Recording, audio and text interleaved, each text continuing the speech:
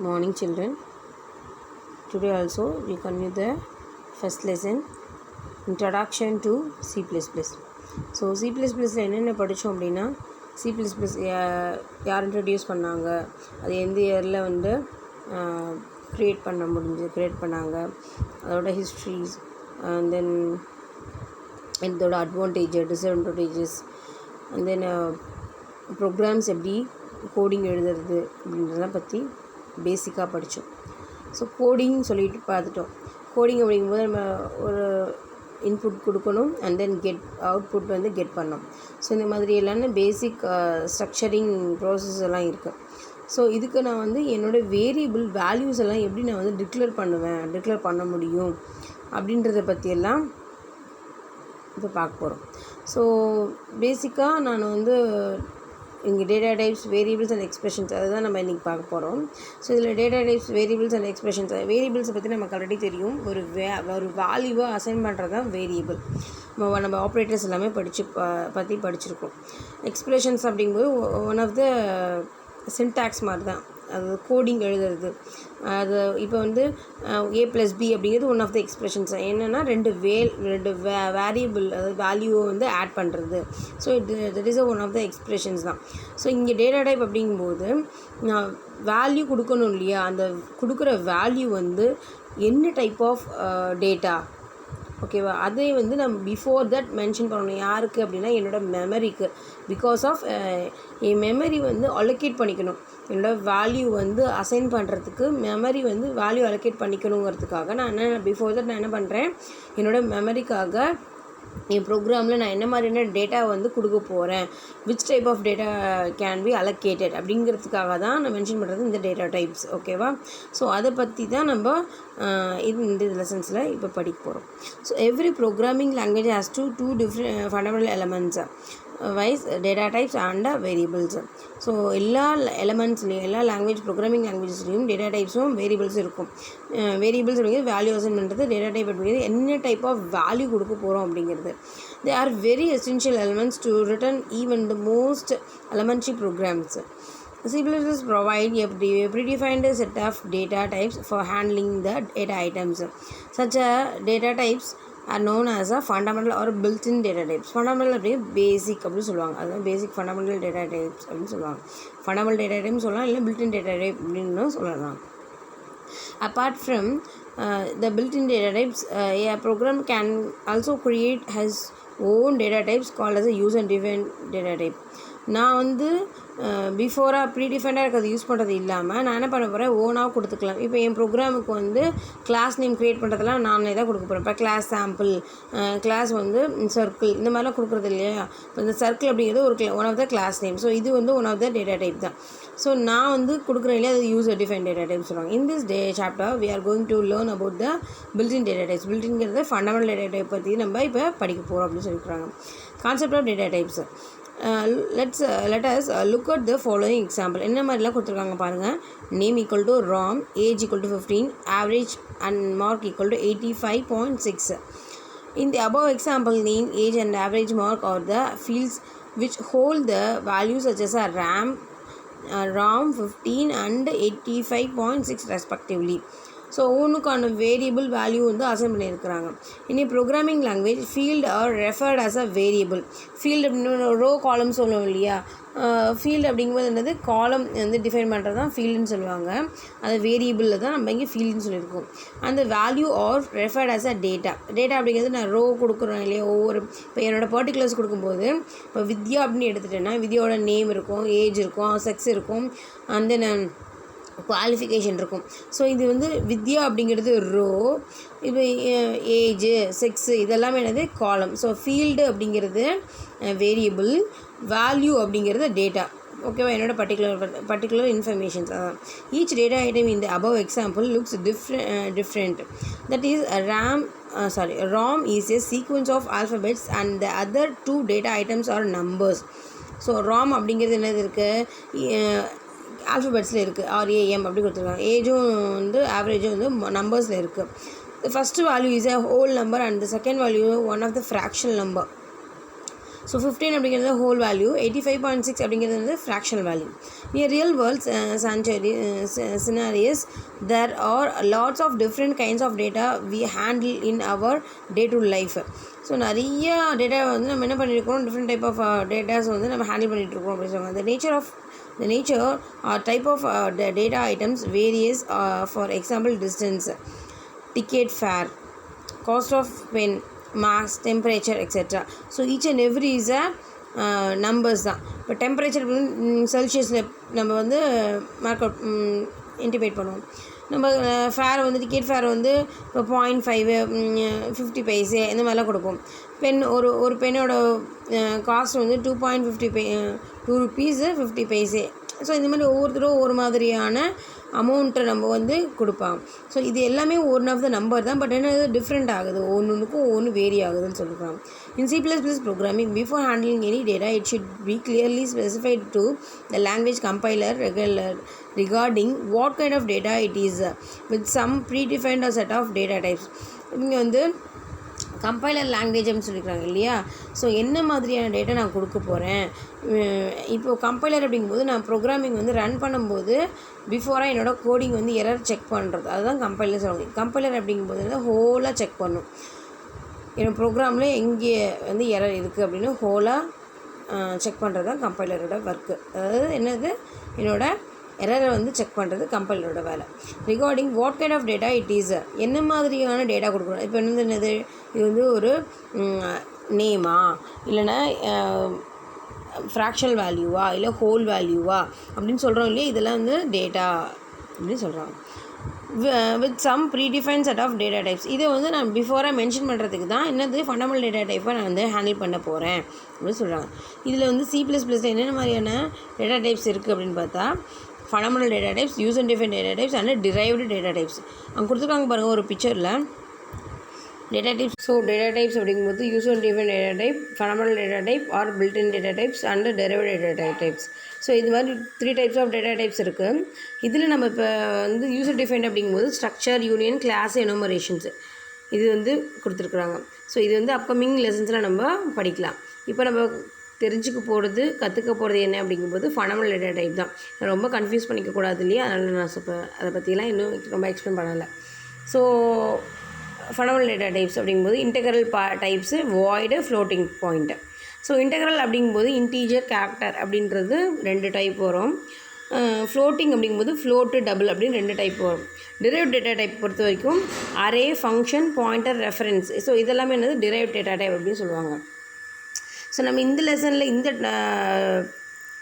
சாப்டரில் நம்ம என்ன படிக்க போகிறோம் அப்படின்னா ஃபண்டமெண்டல் டேட்டா டைப்பை தான் நம்ம படிக்க போகிறோம். In order to understand the working of data type, we need to know about the variables. So data type நான் வந்து எப்படி ஒர்க் பண்ணணும்னு தெரிஞ்சுக்கணும் அப்படின்னா ஃபஸ்ட்டு வேரியபிள் பற்றி நான் தெரிஞ்சுக்கணும். இந்த வேரியபிள் ஒரு named memory locations to hold values to specific data type. So variable எதுக்காக கொடுக்குறேன் அப்படின்னா நம்மனா மெமரி அலோகேஷன் பண்ணுறதுக்காக ஸ்பேஸ் ஒதுக்கணும் இல்லையா, அதுக்காக நான் கொடுக்குறதா அந்த variables. In C++, the variable should be declared explicitly with the data types before they are actually used. So நான் வேரியபிள் கொடுக்கறதுக்கு முன்னாடி நான் என்ன டைப் ஆஃப் டேட்டா கொடுக்க போகிறேன் அப்படிங்கிறத நான் மென்ஷன் பண்ணுறது using in this data type. இந்த ஃபண்டமெண்டல் டேட்டா டைப் வச்சு தான் நான் வேரியபிளுக்கு முன்னாடி நான் அந்த டேட்டா டைப்பை டிக்ளேர் பண்ண போகிறேன்.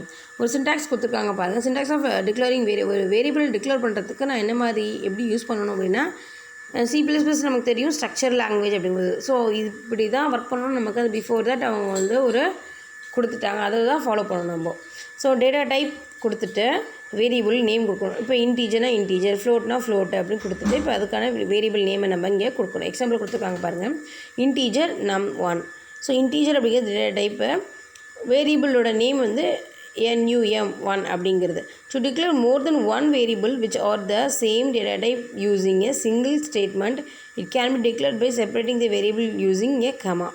ஸோ இப்போ இன்டீஜரில் தான் நான் வந்து 2-3 நம்பர் கொடுக்க போகிறேன் அப்படின்னா நான் என்ன பண்ணலாம் அப்படின்னா integer num1 comma number 2 number 3 அந்த மாதிரி என்ன பண்ணிக்கலாம்னா இன்டீஜர்லேயே கொடுக்க போகிறதுனால நம்ம கமா யூஸ் பண்ணிவிட்டு அதுலேயே செப்பரேட்டாக வேரியபிள் நேமை மட்டும் டிக்ளேர் பண்ணால் போதும் அப்படின்னு சொல்லியிருக்காங்க. இப்போ கீழே கொடுத்துருக்காங்க பாருங்கள், num1 num2 num3 சம் அப்படின்னு சொல்லியிருக்காங்களே, 2 நம்பரை வாங்கி ஒன்று ஆட் பண்ண போகிறேன், அதுதான் அந்த மாதிரியான எக்ஸாம்பிள்.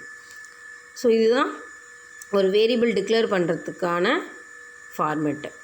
எக்ஸாம்பிள் கீழே கொடுத்துருக்காங்க, இன்டீஜர் கம்ப்யூட்டர் சயின்ஸ் _marks கொடுத்துருக்காங்க. நான் one variable named computer science marks is ready to store your mark.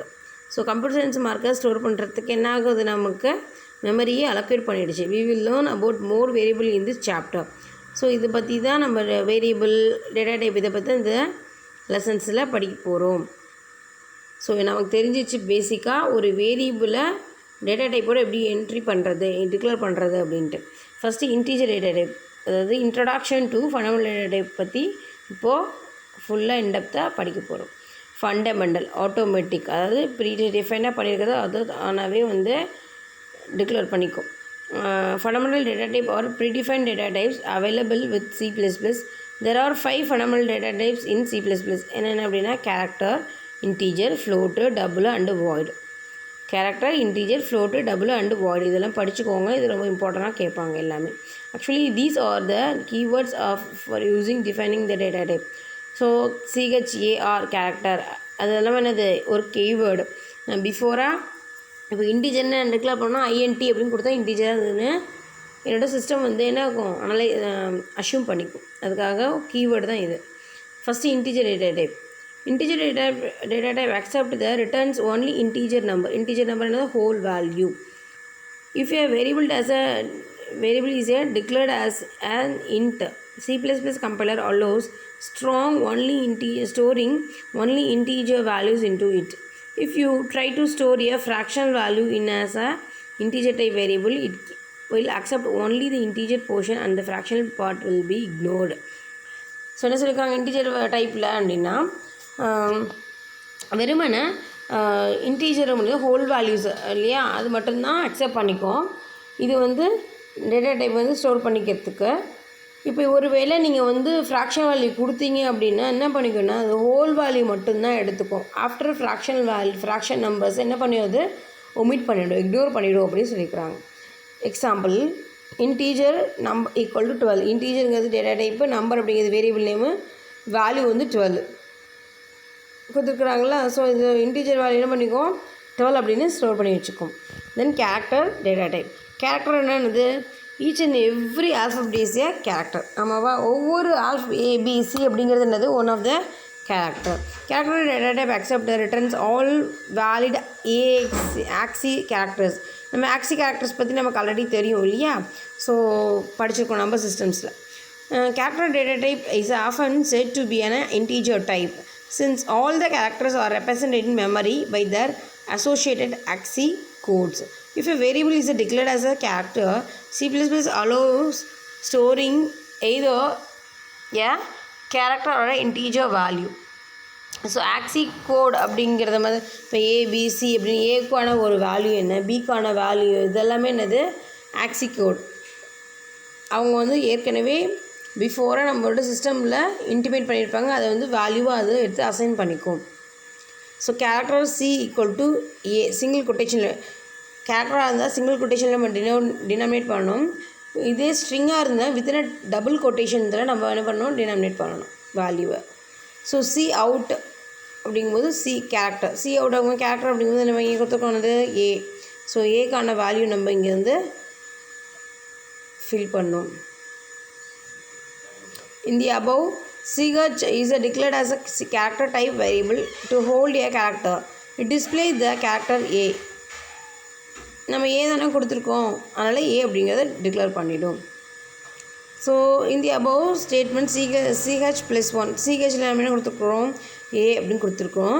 இதோட ஒரு வேல்யூவை ஆட் பண்ண அப்படிங்கும்போது என்னது, இதுக்கு அடுத்த நம்பர் என்ன B, அதனால் B அப்படிங்கிறது எனக்கு என்ன ஆகும், டிஸ்பிளே பண்ணி காமிக்கும். ஸோ கீழே ஒரு ப்ரோக்ராம் கொடுத்துருக்காங்க பாருங்கள், simple sample program. Integer CH character CH அது அவுட்புட் வேல்யூனா என்டர் ஆன ASCII கோட் 0 to 255. இதோட இன்புட் என்ன கொடுத்துருக்கோம், என்னன்னு கொடுத்துருக்கோம், CHோட வேல்யூ என்ன கொடுத்துருக்கோம், ஈக்குவலன்ட் கேரக்டர் நம்ம என்ன பண்ணாங்க டிஸ்பிளே பண்ண சொல்லியிருக்கிறாங்க. ஸோ என்டர் ஆன ASCII கோடு 0 to 255. 100 கொடுத்துருக்கோம். 100க்கு ஈக்குவலான கேரக்டர் என்ன அப்படின்னா டி. ஸோ இப்படி தான் எனக்கு வந்து என்னாகும் டிஸ்பிளே ஆகும்.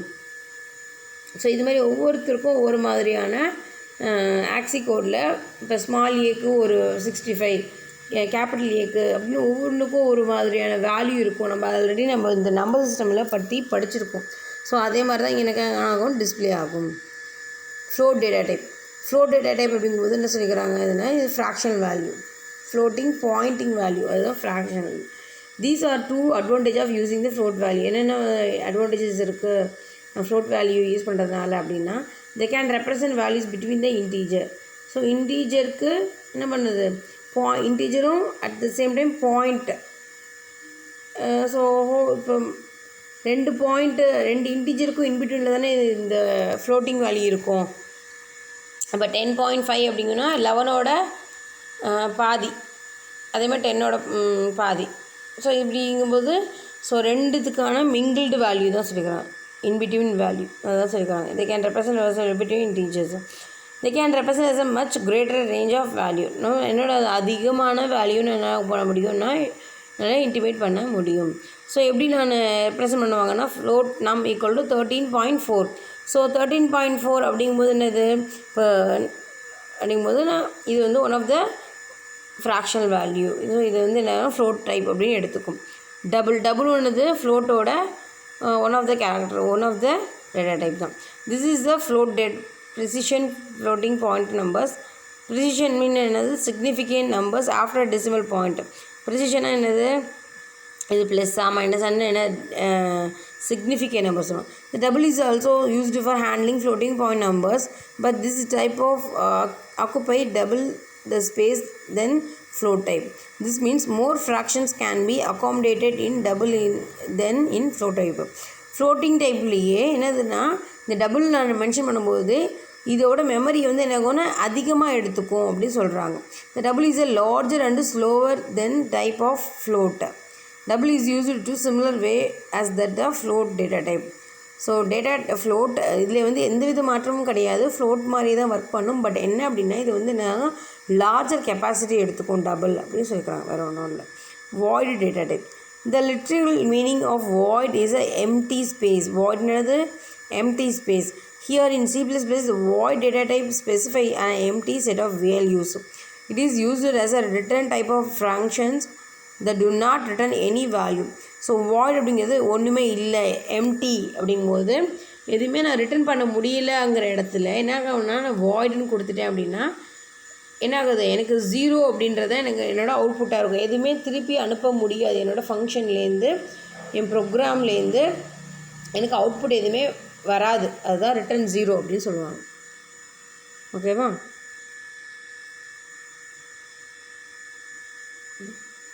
Memory representation of fundamental data types. So memory எப்படி வந்து ஃபண்டமெண்டல் டேட்டா டைப்பை ரெப்ரசன்ட் பண்ணிக்கும், அதுக்கு முன்னாடி ஒரு 4 கொஷின், ஒரு 5 கொஷின்ஸ் கொடுத்துருக்காங்க பாருங்கள். evaluate yourself. What do you mean by fundamental data type? Fundamental data type or built-in data type. அதாவது என்னென்னா ப்ரீடிஃபைன் டேட்டா டைப் தான் ஃபண்டமெண்டல் டேட்டா டைப்னு சொல்கிறாங்க இல்லையா. Data type character is used to represent characters, then why it is often termed as an integer type. ஏன் இது வந்து integer type அப்படின்னு கொடுத்துருக்குறாங்க அப்படின்னு கேட்குறாங்க.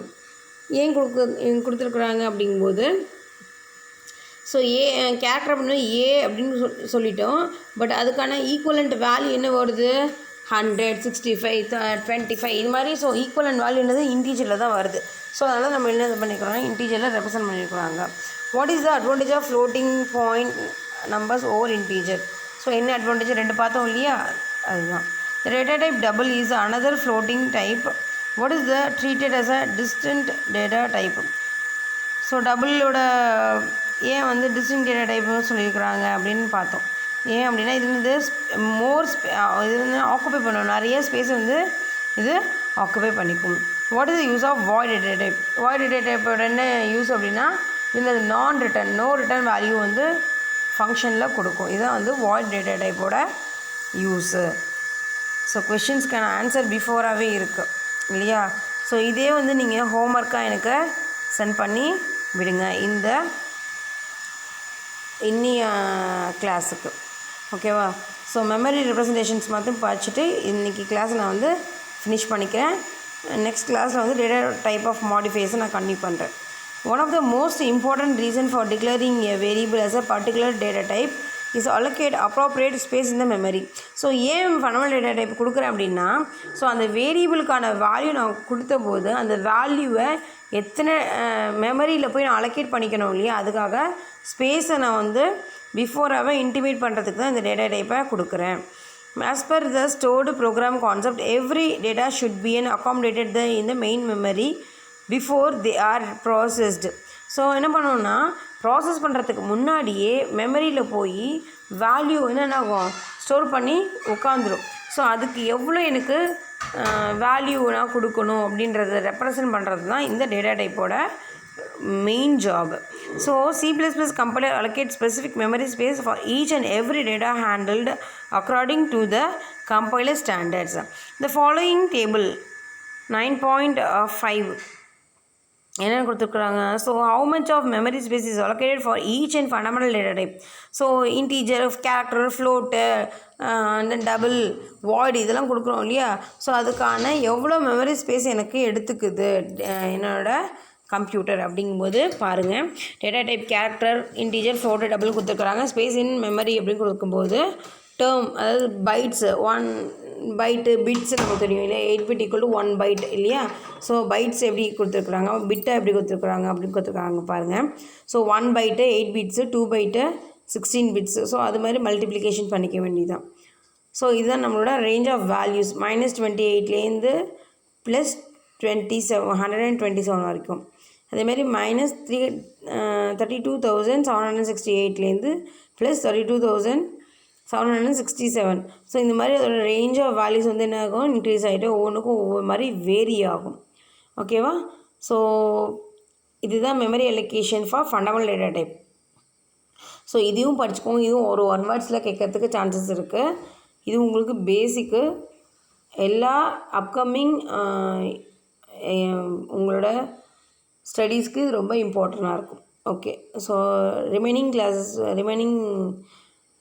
இது வந்து நெக்ஸ்ட் கிளாஸில் பார்க்கலாம். Thank you students.